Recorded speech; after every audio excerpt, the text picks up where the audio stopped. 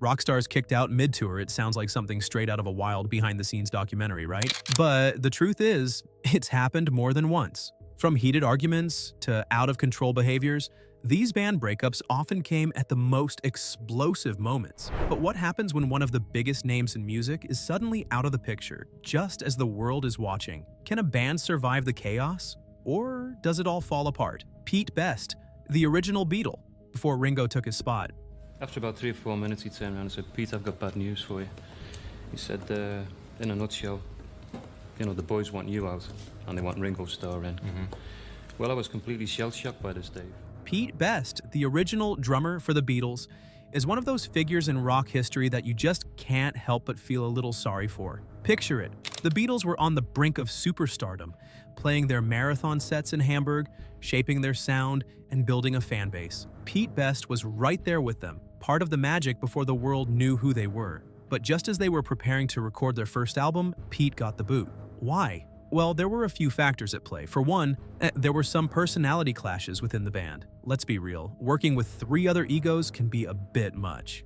Then there was the concern about Pete's drumming, particularly in the studio. While he was good, he wasn't quite the technical drummer that producer George Martin had in mind. With the band getting ready for big things, the decision was made to part ways with Pete, and in came Ringo Starr. The rest, as they say, is history. But what happened to Pete Best after that? Well, he didn't fade into obscurity, far from it. Instead, he became part of the Beatles' lore, the what could have been Beatle. Pete embraced his place in history, even participating in Beatles festivals and writing about his experiences. So maybe Pete wasn't the Beatle, but at least he became the Beatle we love to wonder about. Dave Mustaine, Metallica's explosive split. And this is, look at you guys, little babies. Yeah. So cute. That's amazing. Does that freak you out when you look at that? No, it doesn't. It kind of brings me a little bit of some sadness.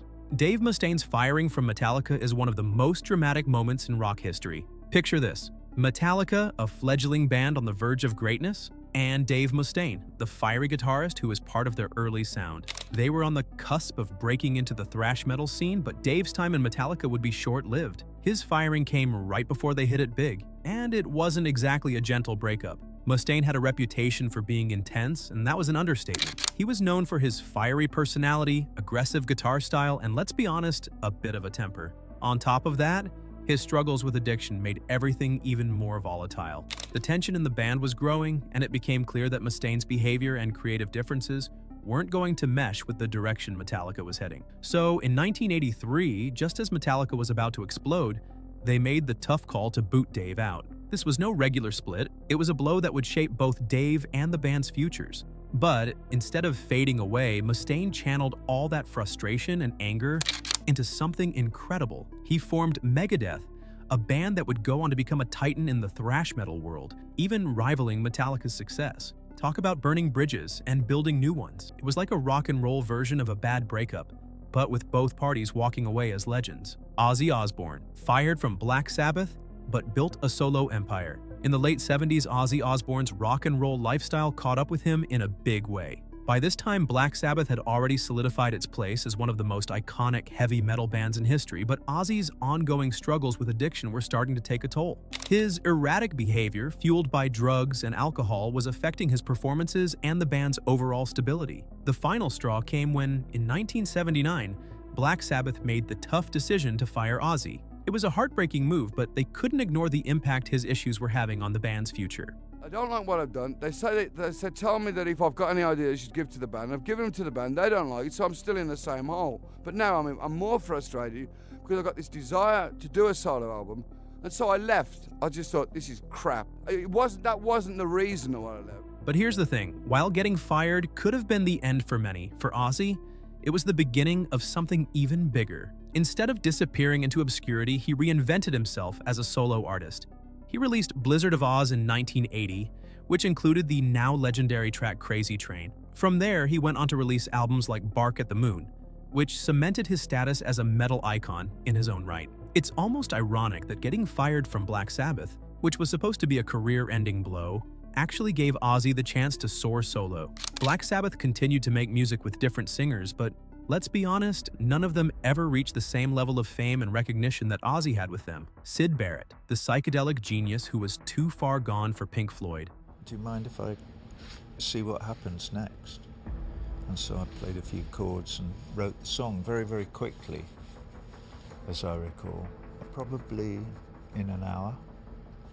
Syd Barrett was the creative genius behind Pink Floyd's early sound, and to say he was ahead of his time would be an understatement. As the band's primary songwriter, guitarist, and visionary, he was the driving force behind the psychedelic music that made Pink Floyd stand out from the crowd. His experimental approach to music and life defined the band's first few albums, especially the Piper at the Gates of Dawn. But as the pressures of fame and constant touring mounted, Syd's mental health began to deteriorate. To make matters worse, his growing dependence on psychedelic drugs took a toll on both his physical and mental well-being. His behavior became more erratic. There were stories of him showing up to performances completely out of it, sometimes not even able to play. By 1968, it became clear that Syd's struggles were no longer something the band could ignore. His erratic behavior wasn't just a problem for him, it was affecting the band's ability to perform and record. The rest of Pink Floyd, realizing they needed to move forward, made the painful decision to part ways with Syd. It was a heartbreaking choice, but one that seemed necessary for the band's future. They brought in David Gilmour to fill in for Syd, and while the band went on to become one of the biggest names in rock, Syd's life took a darker turn. Vince Neil fired from Mötley Crüe in 1992, but back again in 1997. Vince Neil was the ultimate embodiment of Mötley Crüe's wild, larger-than-life rock star persona. He was the voice of the band, the face of their over-the-top party-hardy image. But in 1992, things took a turn. After years of living the hard rock lifestyle with all the excess and drama that came with it, Vince's behavior started to cause serious issues. Personal problems, creative differences, and a growing concern about his commitment to the band led to Mötley Crüe making the difficult decision to fire him. It was like breaking up with your rock star boyfriend, just when things seem to be at their most chaotic, but you realize it's for the best. Vince's firing marked the end of an era for the band, but like any good rock and roll story, that wasn't the last chapter. Actually, yeah, I'm really excited about continuing with the solo career, and a lot of my buddies from a lot of different bands have called me up and want to do things with the record, and it's been great, and I'm really excited about it. Vince didn't just fade into obscurity, though. He went on to pursue a solo career, but let's be honest, it wasn't the same. It's like trying to eat a burger without the fries, something was missing.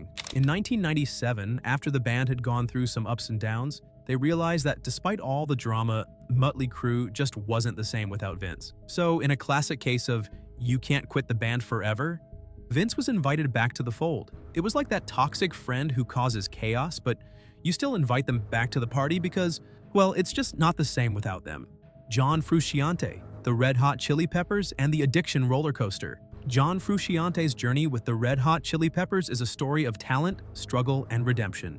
As the band's guitarist, he was responsible for creating some of the most iconic riffs and melodies in rock history. But in 1992, Frusciante's heroin addiction became too much for him to handle, and he made the difficult decision to leave the band. It wasn't exactly a firing, but the effect was just as devastating. The Chili Peppers were left with a massive hole in their sound, one that no other guitarist could easily fill. For a time, it seemed like the band might lose its magic without him. However, Frusciante's story didn't end there.